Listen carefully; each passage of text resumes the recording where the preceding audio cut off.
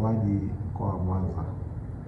Kwanza nipende kuwapongeza wananchi wa mkoa wa Mwanza kwa namna walivyosherehekea vizuri sikukuu ya Krismasi, na tunapoendelea na maandalizi ya sikukuu ya mwaka mpya, basi natakie maandalizi mema. Lakini napenda nitoe tathmini fupi kwa yale yaliyotokea wakati wa sikukuu ya Krismasi. Kwa kweli tulipita salama, hatujapata matukio yote ya moto wala maokozi yale ambayo yamesababishwa na labda shamra za sikukuu, isipokuwa tumepata yale matukio ya kawaida ambayo hata bila sikukuu yangeweza kutokea. Lakini tarehe 28 ndio siku ya Jumapili, kulikuwa na mvua kubwa hapa katika mkoa wa Mwanza, hususani hapa jijini Mwanza, na tuliweza kuhudhuria matukio kadhaa ya maokozi. Eneo la Mkuyuni pale tuliweza kuokoa watu wawili, na watu wawili wote tumeokoa wakiwa wazima. Na tatizo wala watu wa Mkuyuni ni kwamba aliona vitu vinaelea vinasombwa na maji, kwa wakawa na kanyaga kuvifuata. Sasa kumbe kina ni kirefu, kwa hiyo mmoja akapishwa chini ya daraja akasombwa na maji, tukaenda kumwokolea kule mbele. Mwingine yeye aliweza kujishikiza kwenye kimti fulani, tukaenda kumkuta pale, tukaweza kumwokoa. Kwa pale changamoto ya Mkuyuni, sisi tulikuwepo na askari wetu kuwazuia watu wasiweze kuvuka, kwa sababu mazingira kama yale tunaamini kwamba watu wanapenda kuvuka kupima maji kwa macho. Lakini baada ya mvua kuwa imekata na maji yamepungua, tulivyoondoka ndio wale wenzetu wawili wakawa wamesombwa na maji.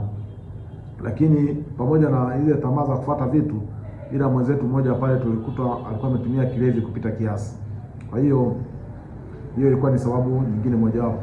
Lakini pia maeneo ya Kiseke tuliweza kwenda kumwokoa mtu ambaye naye alisombwa na maji na akafunikwa na maji na tope lilikuwa limesombwa na maji pamoja na uchafu. Lakini pia wengine walikuwa ziwani asubuhi, ule upepo mkali na dhoruba, watu watatu wakaweza kusombwa na maji ya ziwani na mtumbo wao uliweza kupinduka, na wawili tulikuwa wakiwa wazima, mmoja tuweza kumwokoa tayari ameshapoteza fahamu. Lakini tukienda kwa undani zaidi, kwa sababu ilikuwa ni sikukuu zimepita, wale baadhi ya waliopata madhara ni wale ambao walikuwa wametumia kilevi kupita kiasi. Kwa hiyo tunapoelekea sikukuu za mwaka mpya, naomba nitoe wito kwamba tunapokuwa tumetumia kilevi, basi tutumie kwa wastani, usitumie kilevi kupita kiasi. Na endapo naona umetumia kilevi, basi usiingie kwenye maji, iwe ni kwa ajili ya kwenda kuogelea ziwani au kwenye hizi swimming pool, mabwawa maalum ya kuogelea. Basi kama unaona tayari umeshatumia kilevi, usiingie kwenye maji, kwa sababu tumeona wanaotumia kilevi wakiingia kwenye maji ndio wale wanaopata madhara. Lakini kama utaona maji labda yanatiririka na kuna kitu umekiona, usikifuate, kwa sababu huwezi kupima wingi wa maji kwa kutumia macho.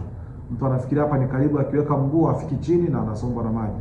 Kwa hiyo basi niwatakia wananchi wa Mwanza sikukuu njema za mwaka mpya, washerekee vizuri, waachane na mambo ya kuchoma matairi na kulipua milipuko ambayo haina idhini wala kibali, ambayo inawezekana wakati mwingine isiwe salama. Asante.